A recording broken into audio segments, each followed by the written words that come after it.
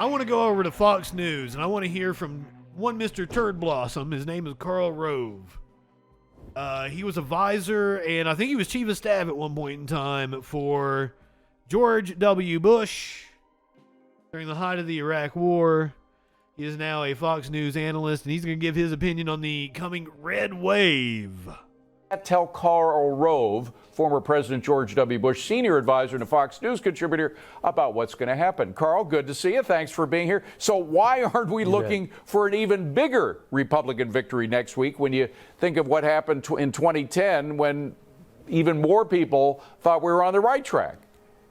Yeah, well, two things. One is 2010 was at the end of the decade, so there have been a lot of change in the districts, the nature of the congressional districts, and it was the year before redistricting. Oh, yeah, fair enough. A lot of variability in the political landscape that's been taken out by redistricting. In redistricting, both parties tend to protect their people, and as a result, he's making an excellent point here. District shrinks in the first election after redistricting, which this is. The other reason is that something weird happened in. And I want to point out that a lot of right-wingers, when I bring up gerrymandering of districting, they're like, Democrats do it too. And I'm like, you are exactly right. They do it. They've done it in Pennsylvania. They've done it in New York. They've done it in Michigan. That is all the more reason for you to join with me in a bipartisan effort to get rid of gerrymandering and make districts far more fair and far more democratic. 2020. The Republicans lost the White House, yet gained seats in the House of Representatives. If you look at all the times that the control of the White House has shifted from one party to another, in about 4 out of 5 times when you lose the White House, you lose seats in the House. 1 out of every 5 times when you lose the White House, you gain seats, and that's what happened to the Republicans. And it wasn't 1 or 2 or 5 or 6; it was 14 seats. So that means that we got a head start on what we're that makes a lot of sense. Reap in this election and the last one. Another thing that came out in the Wall Street Journal poll, and it's no big surprise in terms of one group, but there are these shifts in voter groups, and we've heard about it in Latino polls of Latino voters, and that was reflected in the Wall Street Journal. But also, white suburban women are moving more towards the Republican Party. Why do you think that is?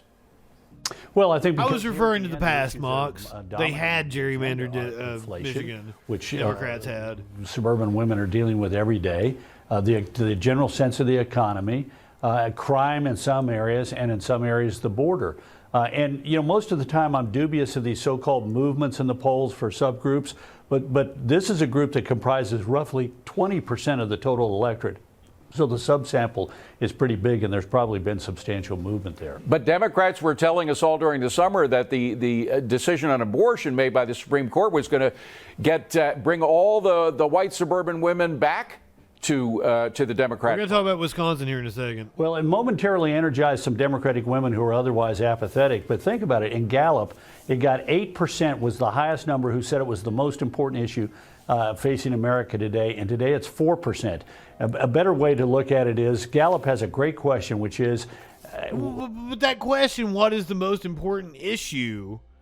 Just because they don't feel that abortion is the most important issue doesn't mean that it doesn't rank high on their list and that they aren't motivated by that. Well, what party do you think would better handle what you think is the most important issue facing America?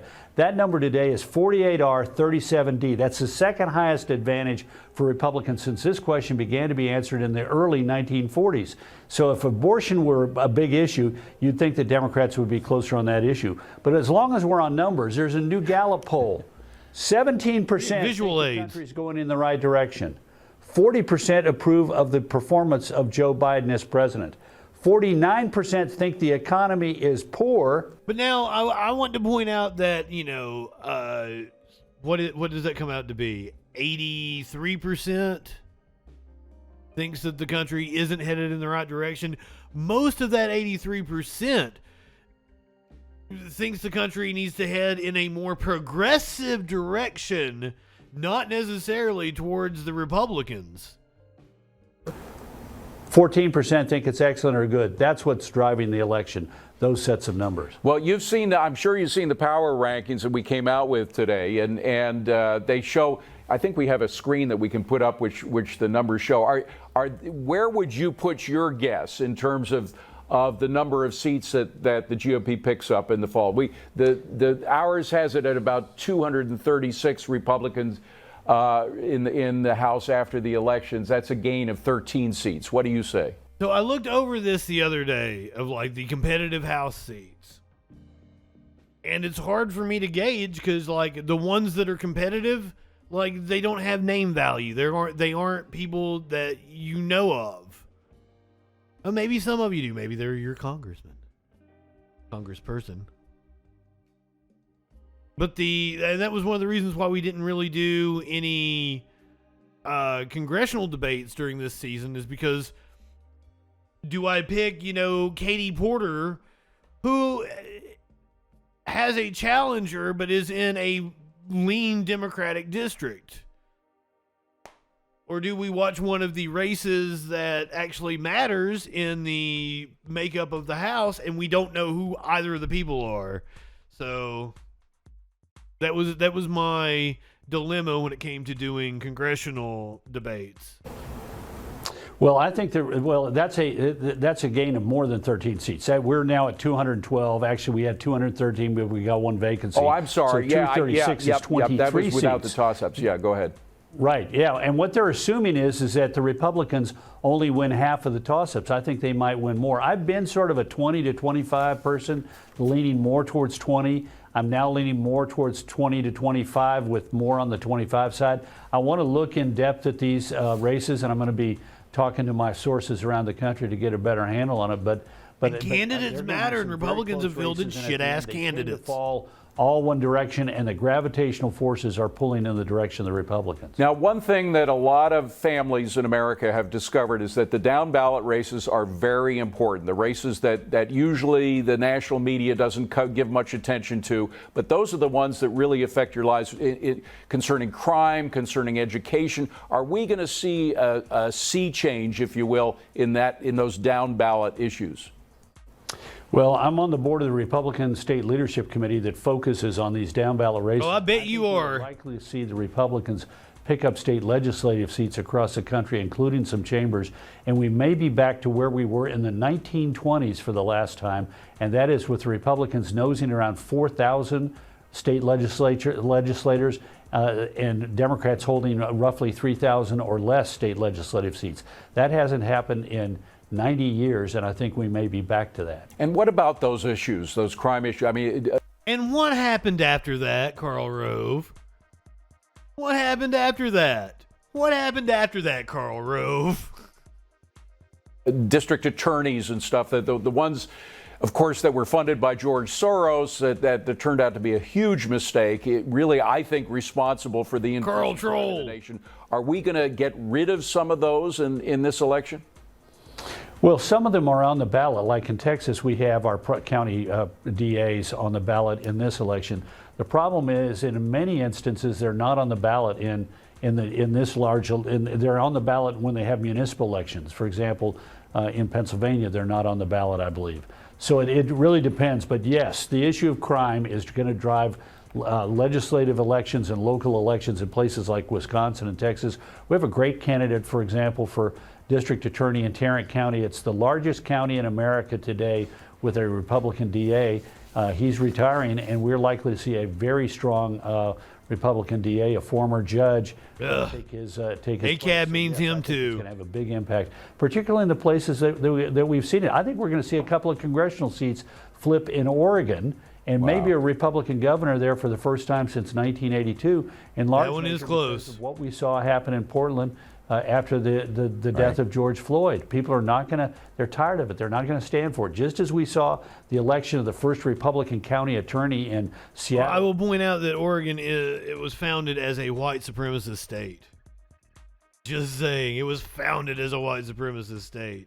So it's not surprising. There are huge pockets of right-wingers in Oregon when you get out into the rural areas. It's just Portland that is extremely blue. Keeping on elections, we're going to move over. If a red wave is coming, Why am I getting ready to tell you about all these ways that Republicans are trying to depress the vote, intimidate voters, and even cheat, even outright cheat? Purple Rose, good evening. Thank you for being a freaking follower. We're going to Milwaukee, where the election commissioners Kimberly Zapata has been fired after ballot fraud. Milwaukee Election Commission staff member has been let go after requesting military ballots in other people's names and sending them to the home of a state lawmaker. Our Spencer Tracy joins us now live from City Hall with more on the fallout from the firing and what criminal charges this staffer may be facing.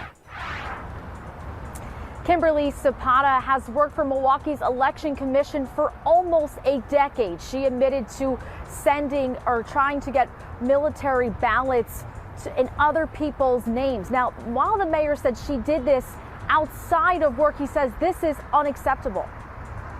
This has every appearance of being an egregious, blatant violation of trust. Just 5 days before the midterm election. Hey, Purple Rose. You wanna talk to me?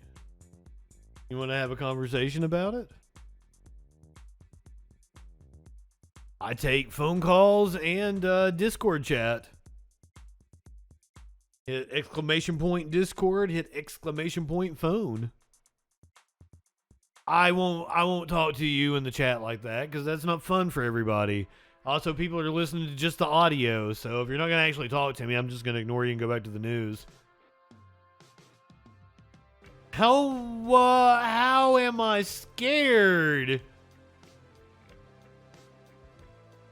If I'm like, hey, call in or Discord. Because arguing with somebody on chat, like, it's not fun for anybody. So if you want to argue, I'm totally down for it. It's called the Troll Patrol, so come on.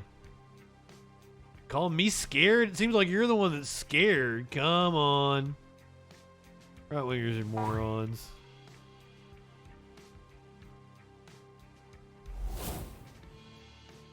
Yeah, probably a child.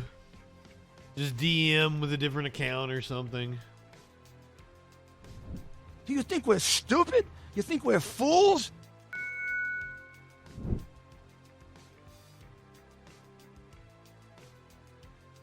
All right, we're going back to the news. So in Milwaukee, an election official. I'm gonna re-intro this because I might want to clip this shit for the YouTube. So thanks a lot, Purple Rose. You made me stop the bit I was doing, the segment I was doing, hoping I would get something out of you, and then you pussed out. Jesus. Maynard is not impressed.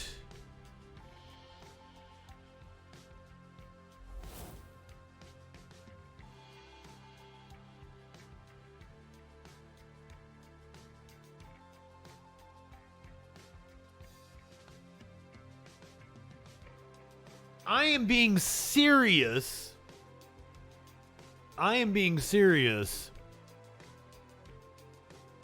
That I have to unpack several things that you said. So you asked what's called a loaded question. So I have to ask you what you mean by several things, and it's just so much easier to do it over a voice conversation. So since you don't want to do that, we're going to go back to the news. If Republicans are so certain that there is a red wave coming on Tuesday, why is it that I'm getting ready to play you several stories of Republican officials trying to intimidate voters or flat out cheat, like this election official in Milwaukee? I'm going to go to the local news hit here. Has been let go after requesting military ballots in other people's names and sending them to the home of a state lawmaker. Our Spencer Tracy joins us now live from City Hall with more on the fallout from the firing and what criminal charges this staffer may be facing. Kimberly Zapata has worked for Milwaukee's Election Commission for almost a decade. She admitted to sending or trying to get military ballots in other people's names. Now, while the mayor said she did this outside of work. He says this is unacceptable. This has every appearance of being an egregious, blatant violation of trust. Just 5 days before the midterm election. The city of Milwaukee has removed the deputy director of our elections commission. Mayor Cavalier Johnson announced Kimberly Zapata was fired for admitting to illegally requesting military ballots in other people's names. She sent them to State Representative Janelle Branchett. It does not matter to me that this might have been an effort to expose a vulnerability. That's what I was getting ready to say. That is what I was getting ready to say. She might be some QAnon fucking nut, and she's like, I'm trying to expose the election vulnerability. Yeah. Have to register or show an ID to vote. The city believes she was trying to prove a loophole in the elections process. And so it is my belief that she was pointing out that you can go on to the public system, make up a person, and request a ballot. Just days ago, Branchett posted on social media that she you received can't. ballots at her home address. On Thursday, she sent a statement saying, in quote, unlike Mayor Johnson, I've been actually working on providing Wisconsinites a safe and secure election process. We have uncovered so many issues that demand attention. This is a Republican state representative. August primary. Things have been going really well. We have about 80 poll workers. Come on my property. Are you Kimberly Zapata? This time, Zapata refused to speak to us and drove off.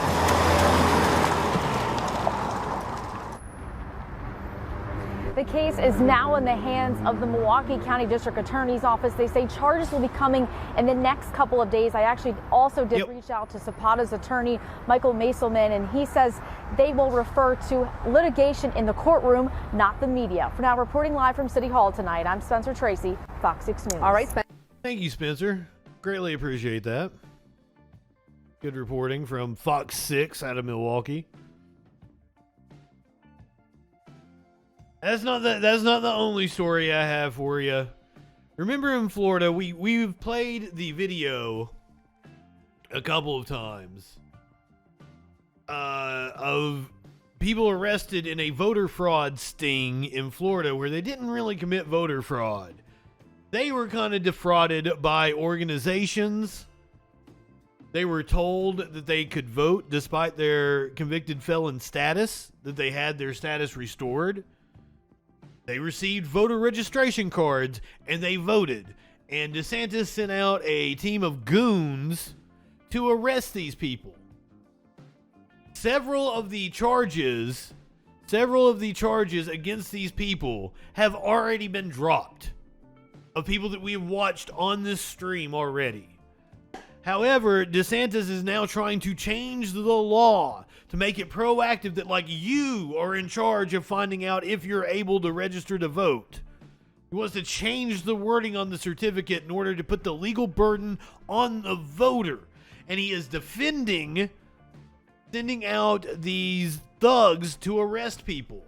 Here is a spokesperson for the agency speaking to Vice News on the issue. Few officials use the power of the executive branch to make political statements quite like Florida Governor Ron DeSantis. He's regulated language in elementary schools and used Florida taxpayer money to fly migrants from Texas to Massachusetts. And then there are elections. DeSantis said Florida had no issues in the 2020 election, but he's overseen a new election crime unit, which got to work in August by going after some pretty specific targets. The state of Florida has charged and is in the process of arresting 20 individuals across the state for voter fraud. The task force arrested 20 people for illegally voting. All of them had been previously convicted of a felony. Now, Florida did restore voting rights to most people convicted of felonies when it passed Amendment 4 back in 2018. But these people weren't included in that because they've been convicted of murders or sexual crimes. But most of them said that they thought they were eligible to vote, and some had even received voter registration cards. If it was just a confusion, it would seem easy enough to just not let them vote without the whole arrest part. Apparently, I guess you have a warrant? For what? No, this is voter intimidation. You can't change my mind. What it is, I think the agents with FDLE talked to you last week. This is to send shockwaves through the community and discourage people from voting. I didn't. So. What are they talking about? That's man? what we're not the case agents, but what you got to do, they have reduced your bond quite a bit. It's 2 felony charges for voter fraud, but they reduced it to $500 bonds. So it's $1,000 total. Oh my God, man! What? Yes, sir. So unfortunately, right now we're gonna have to take you to jail. The situation is confusing apparently for both voters and law enforcement. But what's also confusing is the timing. The arrests come just a few months before a consequential midterm election and more than a year after the alleged crimes. I'm like, voter fraud. I voted, but I ain't commit no fraud. Well, so that's the thing. I don't know exactly what happened with it, but you do have a warrant. That's what it's for. Okay. Oh my God. The guy who oversees elections in the Election Crime Unit is Florida's Secretary of State, Cord Byrd, who still questions the 2020 election result. Of course he does. Robert Simpson told WPTV station, which is in West Palm Beach, that he thought his voting rights had been restored, especially after filling out a voter application and then being sent voter registration cards from his local supervisor of elections. Why was he told he could vote? So he wasn't told he could vote.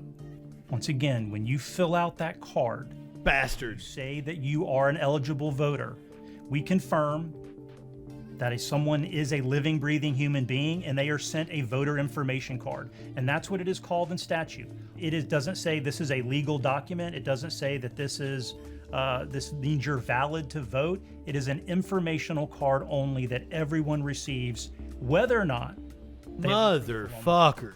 So the onus is on the voter, you're saying? That's what the courts have said. Now, for anybody, any felon who wants to know whether their rights have been restored, this office, under the Division of Elections and our General Counsel's office, anyone can seek an advisory opinion. That is on our website. But these people, they ultimately they lied on the form, and there are consequences for lying, and we're going to enforce and uphold the laws in Florida, and that's what we're doing. The Florida ACLU told us that the cases could, quote, intimidate voters who would otherwise be eligible to vote. Absolutely. It's also tough to prosecute anyone without proof they intended to break the law. Yep. One case has already been dismissed on procedural grounds. The arrests were mostly made in Democratic counties, and DeSantis has made sure credit goes to his administration and the election crimes team. Simp, thank you for the sub. In the past year and a half in places like the Villages, which is a really Republican stronghold for the governor, and why was there this fanfare over these 20 felons in Tone's giving out the gift subs. Thank you, Tones. Why not a press conference for the people who double voted and admitted it in the Villages? Sure, and those two people pled guilty recently. So, and then there's the ghost candidate trial going on. We'll forgive you for sniffing piss. Yeah. So, it's not solely the state's role to prosecute. Local, the state attorney and local law enforcement can prosecute and are prosecuting, and that's good, and we support them. So I'm surprised when, not from you, but in others in the media have criticized, it's like, we're not going to step in when there's already a prosecution taking place. I guess I just mean more of like the fanfare around it. Right. There's this big press conference with the governor, law enforcement standing behind them in uniform. That didn't happen with the Villages. Why was that? Local law enforcement was already engaged in that process. I mean, this office was created. It was started on July 1 is when it went into effect. So it was new, and it was interesting because up until that time, I kept getting inquiries. Well, what are you doing? Why isn't it doing anything? What is its purpose? We haven't heard anything. And then as soon as we go do something, then it's, well, why did you need to do this? So it's no surprise that Governor DeSantis and championing the Office of Election Crimes and Security in the legislature would want to promote the fact that we are going to enforce our laws and we take election fraud and any I don't like this dude at all. Election fraud seriously in the state. This isn't the first time Republicans have tried to undermine Amendment 4, which passed with a clear majority in 2018. As soon as the law went into effect, the state legislature interpreted it to require returning citizens to pay fines, fees, or restitution. And there's still not an easy way to figure out what you owe. Why doesn't the Secretary of State's office just maintain a list of those people? Yeah. So it's part of it is the information coming from the clerks of court level because every county does it a little differently. But ultimately, the person needs to be responsible, and they know whether or not they owe fines, fees, and restitution, and they can go and check if they're not sure. Well, my experience talking with a lot of these people was that they didn't know sometimes, and they found it very, very difficult to figure out if they could go vote. So it sounds like, and you're kind of saying this too, it's a difficult system, it sounds like, right? I don't know that it's that difficult, but I think it takes effort. And I think if, citizenship requires participation and effort, and if individuals want to be returned to full citizenship status, for those who really want to regain those rights, they will go and do the necessary work to make sure that they are eligible. So I think the resources are there for those who... Translation, we want to make it as hard to vote as possible. Make you jump through hoops. And then arrest you as harshly as possible. If you fail to actually jump through the hoops we have provided. Put in the effort to want to, once again, regain the franchise. And you think you and your office are doing all you can to help those people? We are, and we're doing everything we can. We look to improve every single day to make sure that every single eligible voter in Florida has that opportunity. And let me save a lot of money to a lot of states, so you don't have to have this whole bureaucracy. Right-wingers, they hate big government, right? You don't want bureaucracy. You want to cut back on the red tape of the bureaucracy. You don't want to have a whole system of enforcement about voting, so just give everyone the right to vote. Whether you're incarcerated, whether you're a convicted felon, murderer, whatever, because the state should not have an incentive to lock people up or to lock a certain community up. Give everyone the right to vote, even people that are locked up. Absolute bullshit. Yes, right-wingers want to lock people up.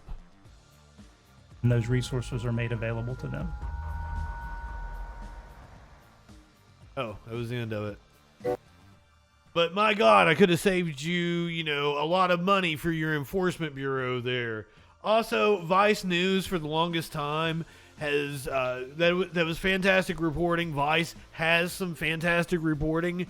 Vice has been cruising on the clickbaity articles about, sex threesomes and I took acid and did stand-up comedy. They've been, cruising on the money from those articles for a very long time, and that money has dried up in the last couple of years. And Vice is kind of really hard up and might not exist. So there's a whole thing going on with Vice, and I would hate to see them go under, but I don't know what the solution to that is. Universal voting, period. Eliminates all that bureaucracy. You don't have to have the enforcement. You don't have to fucking keep all these voter rolls. That's what. Yes, the clickbaity bullshit stuff that they are known for. That's what paid the bills through the mid 2000s, though, and it allowed them to do this fucking award-winning journalism over on the Vice News section. That money ain't there no more, and I'm scared that reporting's gonna go away because that reporting is excellent. So upping their reputation, I guess, doing away with just the whole Vice thing, and it's just Vice News. All that bored of what? I'm not sure what you're talking about. That was the Secretary of State from Florida defending the arrests of convicted felons that I believe they entrapped. We go to Texas, where they were trying to help run elections, then they got criminally investigated. This is a ProPublica who also does amazing fucking journalism. Texas Attorney General Ken Paxton hasn't just been pursuing supposed voter fraud. His office has also criminally investigated at least 10 election workers and a harbinger of potential post-midterm turmoil. This man was indicted. This man was indicted 5 years ago. In the wake of the 2020 presidential election, Republican officials around the country have been giving increasing attention and resources to investigating election crimes. Most have focused on alleged wrongdoing of voters, but Texas Attorney General Ken Paxton is also working a different angle. His office has been criminally investigating the people who help run elections. Over the past 2 years, Paxton's office opened at least 10 investigations into alleged crimes by election workers, a more extensive effort than previously known, according to records obtained by ProPublica. One of his probes was spurred by a complaint from a county GOP chair who lost her re-election bid in a landslide, then refused to certify the results, citing an active investigation by the Attorney General. By the way, this is a trick they do. They will report, the GOP will report crimes of supposed crimes of Democrats to like the SEC or the FEC, and then say there's an active investigation against them, even though they're the ones that triggered the investigation. In at least 2 of the cases, Paxton's office unsuccessfully tried to indict election workers, attempts that were first reported by the Austin American-Statesman. In the remaining 8 investigations identified by ProPublica, it is unclear just how far the probes went. As of mid-October, none of the cases resulted in criminal charges. The Attorney General's office did not respond to repeated requests for comment. Most of Paxton's investigations of election workers center on allegations of obstructing a poll watcher. A poll watcher. These are the people that went back and were trying to watch as they were counting the ballots in the 2020 election. I guarantee it. Which is banned by a controversial and recently expanded law that experts fear could open the door for turmoil in the election process. Texas is one of the few states where blocking the view or limiting the movements of poll watchers, partisan volunteers who monitor election sites, can bring criminal penalties. Obstruction is a misdemeanor punishable by up to a year in jail. Experts worry such investigations could exact a stiff price, chilling participation in the process, slowing down elections, and fostering misinformation and distrust in the vote. These probes may be a harbinger of potential chaos in the midterms. Paxton, who has been under a securities and fraud indictment for 7 years, I said 5 years, has touted his eagerness to pursue election-related crimes. He created a unit dedicated to doing so 5 years ago, long before so-called election integrity units became a trend in Republican-controlled states. By the way, he's denied wrongdoing in the ongoing securities fraud case.